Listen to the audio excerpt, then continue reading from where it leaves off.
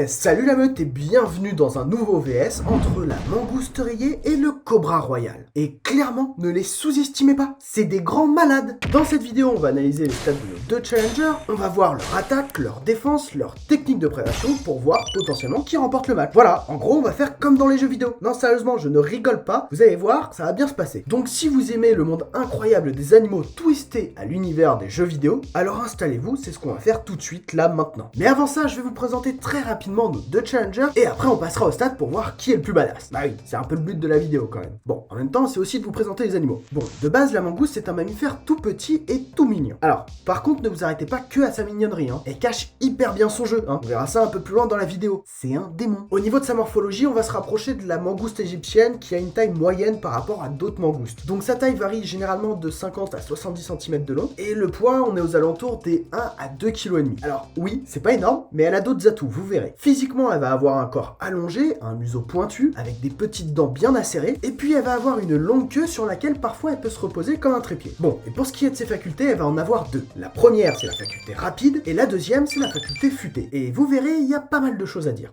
Pour le cobra royal, on est sur un reptile, et plus précisément un serpent. Ça, je pense que tout le monde le sait. Au niveau de sa morphologie, sa taille varie de 3 à 5 mètres de long à peu près, et son poids, on est plus aux alentours des 5 à 10 kg. Donc face à la mangouste, il n'y a aucun problème. D'ailleurs, pour info, c'est le serpent venimeux le plus grand au monde. Donc ça a quand même de la valeur, cette information. Et puis, physiquement, en général, il va avoir un corps mince. Niveau couleur, on est sur du brun foncé, noir beige, et il a une tête triangulaire avec un capuchon tout autour. D'ailleurs, sa faculté à lui, c'est clairement intimidation. Et en plus de ça, il a une deuxième faculté qui est toxique. Bah oui, c'est un serpent venimeux avec un venin hyper puissant, donc c'est tout à fait normal. Bon, maintenant qu'on a vu une brève présentation de nos deux challengers, on va pouvoir passer au stats, et on va commencer comme d'habitude par la stat santé.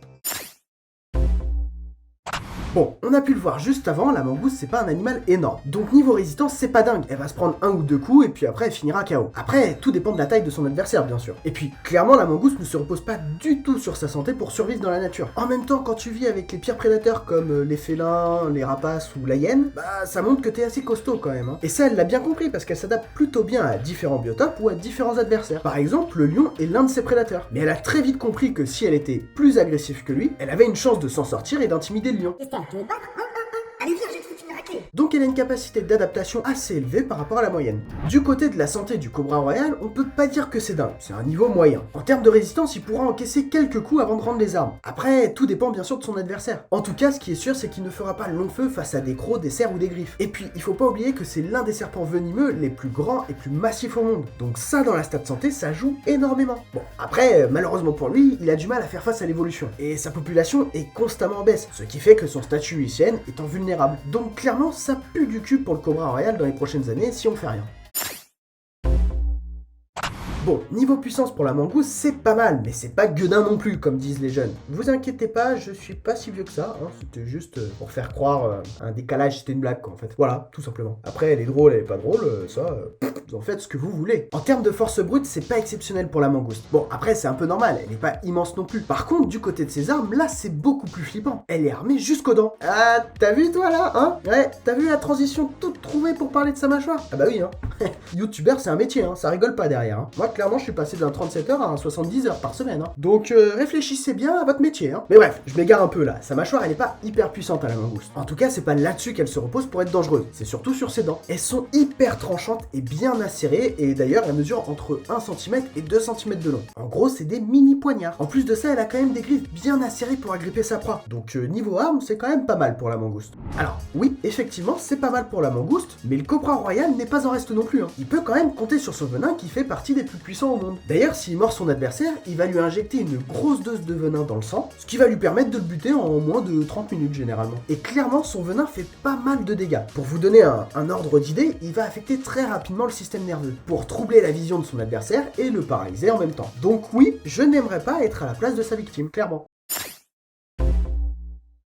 Bon, généralement la stat santé va avec la stat défense, à part quelques-unes où il y a certaines capacités qui s'invitent pour faire les différences. Et bah la mangouste, c'est son cas. En termes d'armure pure et dure, elle a pas grand-chose pour se défendre. À part de la peau, il y a que dalle. Par contre, elle a deux capacités qui retournent complètement sa défense. La première, c'est de vivre en groupe d'une vingtaine d'individus, ça aide énormément au niveau de la survie. Et la deuxième, c'est qu'elle tolère le venin des serpents. Alors, ça veut pas dire qu'elle est complètement immunisée, hein. Ça veut juste dire qu'elle résiste à une certaine quantité et une certaine puissance de venin. En gros, elle a un seuil à pas dépasser dépasser, sinon elle meurt quoi. Donc ça lui fait un bon gros avantage face au Cobra Royal. Mais clairement, rien n'est joué, hein. Il peut y avoir gros retournement de situation. Comme on a pu le voir dans la stat santé, le Cobra Royal ne peut pas vraiment compter sur sa peau pour se défendre. Même s'il a une bonne taille pour un serpent venimeux, son armure est beaucoup trop légère pour encaisser beaucoup de coups. Par contre, il peut compter sur sa capacité d'intimidation pour faire fuir des adversaires. Et même un éléphant se barre très rapidement quand il voit un Cobra Royal qui essaye de l'intimider. Oh putain, serpent, on se casse. En fait, sa faculté d'intimidation consiste à dresser le haut de son corps et à déployer son capuchon. Alors, il va aussi gonfler son corps, quitte à presque doubler de volume, et en même temps siffler très fort pour prévenir son adversaire qui va lui botter le cul. Par contre, gros désavantage pour le Cobra Royal sur sa défense. Chaque année, le Cobra Royal mue, comme presque tous les serpents. Généralement, il change de peau parce qu'il grandit chaque année. Et pendant cette période-là, il est complètement aveugle. Et donc, plus vulnérable face aux prédateurs. Oh, mais dis donc, vous êtes encore là? Ça veut dire que vous kiffez la vidéo? Vous savez ce qu'il vous reste à faire alors? Mettez un petit pouce bleu et puis abonnez-vous. Ah oui, et j'ai failli oublier, si vous voulez participer aussi au sondage des VS, abonnez-vous à mon Insta Monsieur Curieux. Tout se passe là-bas, donc n'hésitez pas. Ouh, là pour le coup on est sur la meilleure stat de la mangouste. La mobilité qui comprend la vitesse, l'agilité et l'endurance. Et clairement la mangouste a tout ce qu'il faut, là où il faut pour la mobilité. Déjà pour commencer, il faut le dire, la mangouste est un vrai ninja. Je suis un ninja. Il faut incarner le ninja. Niveau vitesse, elle est capable de courir jusqu'à 32 km/h. Pardon? Bah oui, tout le monde a des gaz, ça arrive. Vous imaginez pour un si petit animal, c'est hyper rapide. En plus de ça, niveau endurance, elle est plutôt costaud. De base, les mangoustes sont nomades. Elles ont l'habitude de se déplacer constamment et de changer souvent d'habitat. Et on garde le meilleur pour la fin, l'agilité, c'est pire que tout chez la mangouste. En gros, la mangouste est hyper active. Elle court, elle saute, elle nage et elle grimpe aux arbres sans aucun problème. Vraiment, c'est incroyable. En plus de ça, pour se défendre face à un adversaire, elle va vraiment se reposer sur sa rapidité, mais surtout sur son agilité. Par exemple, quand elle est sûre de faire des dégâts mortels, elle va courir à la vitesse de l'éclair sur son adversaire, le choper directement à la tête pour lui éclater la tronche contre le sol. Voilà. C'est un peu violent, mais c'est comme ça. Et puis, vu qu'elle est hyper agile, elle esquive sans problème les attaques. Ah, je vous avais dit que c'était un vrai ninja. Même si le Cobra Royal est un serpent hyper grand, il est quand même hyper agile. De base, c'est un serpent terrestre, mais il lui arrive parfois de grimper aux arbres pour se mettre à l'abri ou pour repérer une proie. Et il évolue avec une aisance incroyable dans les arbres. Niveau endurance, c'est pas fou, mais c'est pas nul non plus. En même temps, ça reste un serpent, donc il utilise beaucoup d'énergie quand il se déplace, mais il est quand même capable de traquer des proies sur quelques centaines de mètres. Donc c'est pas mal pour un serpent. Et puis, pour se déplacer, en moyenne, il va à une vitesse de 12 km/h. Mais par contre, il est capable d'accélérer jusqu'à 18 km/h. Et ça, généralement, c'est quand il a une proie et qu'il est prêt à la bouffer. Et l'intelligence chez la mangouste, c'est un peu pareil que sa stat mobilité. C'est des animaux qui sont hyper intelligents et c'est d'ailleurs pour ça qu'ils arrivent à survivre plus facilement par rapport à d'autres animaux. Déjà, les mangoustes vivent à plusieurs. Au sein du groupe, il y a une hiérarchisation et chacun a son rôle à jouer. Il y a ceux qui surveillent pour la sécurité du groupe. Un danger. Ah, je vais me cacher dans mon trou. Déserteur, va.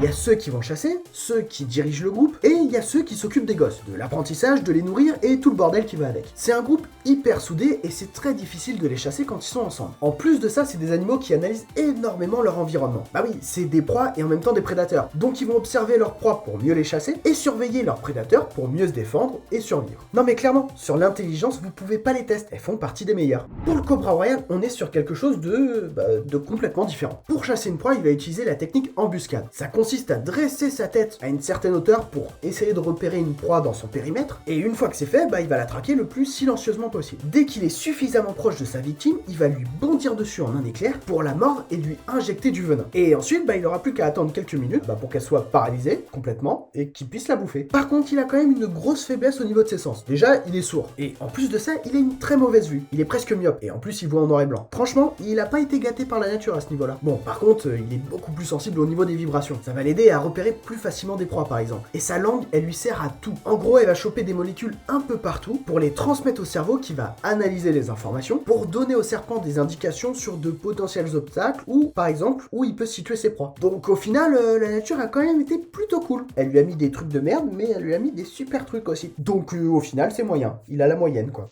Bon, ok, là on vient de voir que la mangouste rayée et le Cobra Royal sont certes redoutables, mais ils sont complètement différents tous les deux. Chacun a ses forces et ses faiblesses, et franchement, ça va être hyper dur de les départager. Tiens, d'ailleurs, dites-moi en commentaire pour vous qui remporte le match et pourquoi. En gros, sur qui vous misez, quoi. Moi, en attendant, je vous fais un petit disclaimer pour vous dire que c'est deux espèces qui ne peuvent pas se rencontrer. Le Cobra Royal vit principalement en Asie, alors que la mangouste d'Égypte ou la mangouste rayée vit principalement en Afrique. Donc le fight, pour eux, c'est complètement impossible. Bon allez, fini fini de parler, maintenant on passe au résultat. Bon, comme d'habitude, je vous ai demandé sur YouTube et Instagram, pour vous, qui remporte le match entre ces deux challengers complètement différents. Et pour vous, c'est la mangouste qui remporte le match. Bizarre, non? Mais bref, sur YouTube, vous avez été bien généreux avec du 74-26 pour la mangouste. Alors que sur Instagram, vous avez été beaucoup plus mitigé et la mangouste a gagné de peu. C'était du 56-44. Bon, c'est peut-être le moment de vous donner le résultat final, non? Histoire de savoir si vous avez eu raison ou pas. Bon allez, on lance la simulation. Je vous le rappelle, vous avez été très nombreux à participer pour ce match qui oppose la mangouste face au Cobra Royal. Et pour vous, c'est une victoire de la mangouste. Alors avez-vous eu raison ou tort? Le résultat, c'est maintenant. Ah, on va enfin savoir qui gagne entre ces deux-là. Attention... Et c'est la mangouste qui gagne ce match. Et je vais tout vous expliquer. Bon, déjà, comme je l'ai dit avant, la mangouste a une capacité de tolérance au niveau du venin des serpents. Mais ça veut pas dire qu'elle résiste à chaque fois. Si le venin est trop puissant ou s'il y a une trop grosse dose injectée en elle, forcément, elle va mourir. Et puis, en plus de ça, en termes de mobilité, on peut pas faire mieux. Elle est beaucoup trop rapide et trop agile pour le Cobra Royal. Bon, par contre, elle mettra quand même du temps à en venir à bout. Bah oui, en même temps, il fait 4 fois son poids à la mangouste, donc c'est normal. Bon, et puis dans tous les cas, si on regarde les stats, on voit que ça se joue dans un mouchoir de poche. Et la mangouste remporte le match de très peu. Bon, et bien voici mon analyse, vous avez le droit d'être d'accord ou pas du tout, comme d'habitude, hein, et chacun a le droit d'avoir son avis. Et justement, si vous en avez un qui est différent du mien, et bah vous pouvez le mettre en commentaire, c'est fait pour ça. Bref, si vous avez apprécié la vidéo, bah n'oubliez pas le pouce bleu, ça m'encourage et puis ça aide aussi au référencement. Vous pouvez vous abonner à la chaîne, faire un petit don sur le bouton rejoindre qui se trouve sur ma page YouTube, et là, c'est vraiment le truc le plus important, partagez un max cette vidéo, ça m'aide énormément. Sur ce, je vous laisse reprendre vos activités, et n'oubliez pas que la curiosité est un charmant défaut. Et restez curieux. Ciao.